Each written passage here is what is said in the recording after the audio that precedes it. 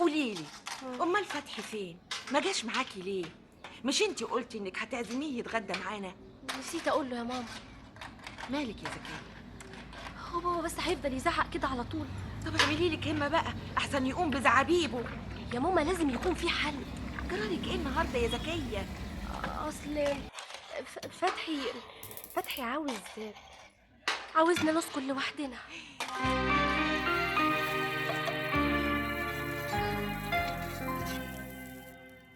ما تتعبش نفسك يا محفوظ.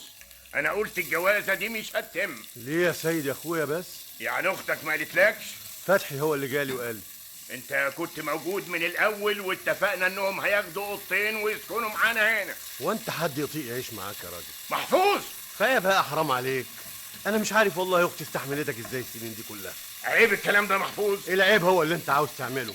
اما عجيبه يا اخي، واحد وعاوز يعيش مستقل هو ومراته، فيها ايه دي غلط؟ يا محفوظ دي بنتي الوحيده. سنة الحياة يا سيد يا اخويا، سيبهم يبنوا عشهم وحياتهم. كده البيت هيفضى يا محفوظ. يا سيدي البركة فيك انت وزينب. اسمع محفوظ، انا مستعد يعني. يا راجل لما انت مش قادر على فراق بنتك كنت بتعاملها وتعامل فتحي بالطريقة دي ليه؟ خلاص يعمل اللي هو عاوزه، بس يفضل معانا. مش فاهم يعني ماليش دعوة بيه. يشرب سجاير، يسهر، ان شاء الله يروح سينما.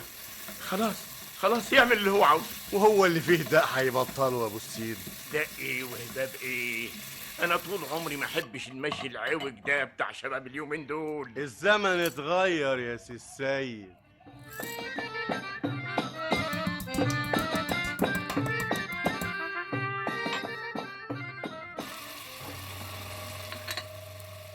اطفي الهبابة الغسالة دي. عاوز حاجة يا سي سيد؟ انا بقالي ساعة بنادي عليك.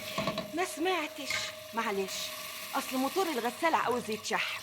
لسه قدامك كتير. انت عاوز حاجة يا سي سيد؟ مش عاوز. اها، اعمل لك قهوة؟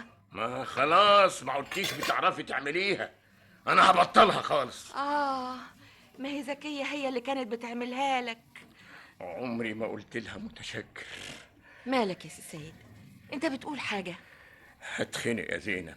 كفى الله الشر يا اخويا، بعد الشر عليك. ما تخرج كده شوية تفك عن نفسك. كمان ايه؟ كمان عاوزاني اخرج واسيب البيت؟ مش كفايه قاعدين زي الاغراب واحنا ببيت واحد؟ قولي بس، انت تعبان يا اخويا؟ يا زينب انا زي البومب. لا ما تبصليش كده، انا مش مخاطرف. لا ابدا. تعالى بس قولي بقى، مالك يا اخويا؟ ها، قولي بس في ايه؟ تقدري تقولي لي احنا بنقعد مع بعض كام ساعه في اليوم؟ عارفه يا سي سيد، عارفه ان انا اتشغلت عنك اليومين دول، بس قولي اعمل ايه؟ كانت زكية الاول بتساعدني، وان شاء الله هنستمر بالشكل ده. قصدك ايه؟ يعني بالروتين ده، نقوم الصبح من النوم يا دوب ساعة وكل واحد مننا يخرج في طريقه على شغله، وبعد الظهر حضرتك تدخلي المطبخ وانا اقعد اكلم حيطان البيت لغاية ما تجهزي الغدا، نتغدى واستريح شوية، اقوم الاقيكي برضه بعيدة ومشغولة عني دايما. مش بايدي، الشقة كبيرة قوي وواسعة وعاوزة شغل. وحتى يوم الجمعة، يوم الأجازة اللي كنا متعودين نخرج فيه شوية، أصبح يوم شقة، غسيل وتنفيض وكنس ومسح ومش عارف إيه. لا دي مش عيشة دي. يا حبيبي يا سيد، كل ده شايله في قلبك وساكت.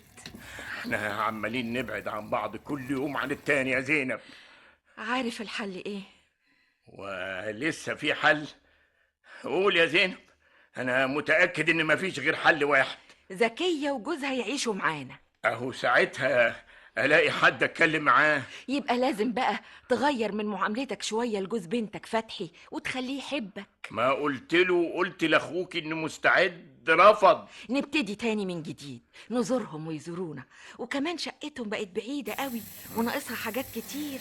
اطمن يا سي سيد، مش هيستحملوا شهر تاني هناك. فتحي مش هيوافق.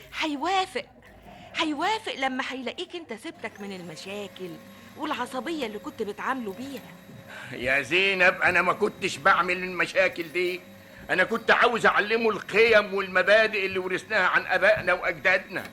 ازاي الولد يشرب سيجاره قدام ابوه؟ ازاي يا يا زينب؟ سيد، كل جيل وله اسلوبه. اسلوب مهبب ومنيل بستين نيله. عندك حق، فتحي مش هيوافق. عشان كده انا بقول مفيش غير حل واحد. حل ايه بقى؟ تستقيلي وتتفرغي لبيتك ولجوزك. الكلام ده كان زمان. يعني ايه كان زمان؟ اهدى بس اهدى، المعيشة دلوقتي غليت، وما تنساش كمان ان انت ماهيتك كلها ايش اقساط موبيليا وش قرض واستبدال. ما هو ايه يا سي سيد، المثل بيقول يا اخويا ان كبر ابنك خويه، وفتحي دلوقتي زي ابنك تمام. لا، انا لا يمكن استسلم.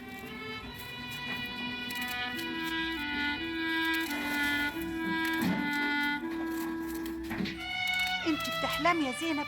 طلب اجازه ايه ده اللي انت عايزه تقدميه؟ اسمعي يا كوثر، انا مش فايقه لهزارك النهارده. كلامي مش هزار، انت اللي ناسيه. ناسيه ايه؟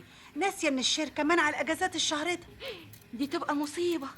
ده سي السيد خد اجازه، يبقى انا كمان لازم اخد اجازه. وسي السيد ده موظف هنا في الشركه؟ طبعا لا.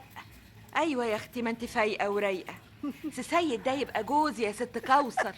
سي السيد جوزك خد اجازه؟ قلتيلي. بس يا شاطره بقى، الشركه هنا ما بتعترفش بالسيد، اللائحه ما فيهاش سي السيد. انا هروح للمدير واقدم له الطلب. وهتقولي له ايه؟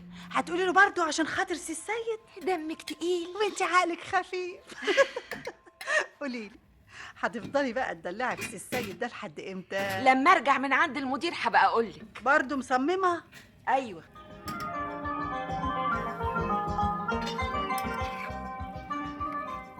يا حبيبتي يا بنتي، يعني ما لقيتوش غير الهو ده تسكنوا فيه؟ هو ايه بس يا ماما، دي مدينة سكنية جديدة، وبكرة هتشوفيها لما كل السكان يجوا يعمروها. بس يا بنتي دي بعيدة قوي عن شغلكم. ابدا يا ماما. المهم، بابا عامل ايه؟ ما جاش معاكي ليه؟ ابوكي ربنا يكون في عونه. ماله بابا يا ماما؟ من يوم ما سبت البيت وهو ما عادش طايق نفسه ولا طايق البيت. ما هو يا ماما، ابوك اتغير قوي يا زكية، وعاوزكوا تيجوا تعيشوا معانا. اصل يا ماما لزومها ايه بس يا بنتي شحطتكوا دي كل يوم في المواصلات؟ احنا يا ماما مسافرين خلاص. ايه؟ مسافرين؟ مسافرين فين يا بنتي؟ فتحي جاله عقد عمل وهسافر معاه. طب ولزومه ايه بس السفر ده؟ ما انتوا خلاص اتجوزتوا. يا ماما دي فرصة وجات لنا، اهو نعمل حاجة للمستقبل. يعني كان عقد السفر ده مستني لغاية ما تتجوزوا؟ فتحي كان نفسه في السفر من زمان، والعقد ده كان حلاوة جوازنا. بيقول ان وشي حلو عليه. يا بنتي بلاش شحططة، انتوا ناقصكوا حاجة؟ مش احسن نأمن مستقبل ولادنا من دلوقتي؟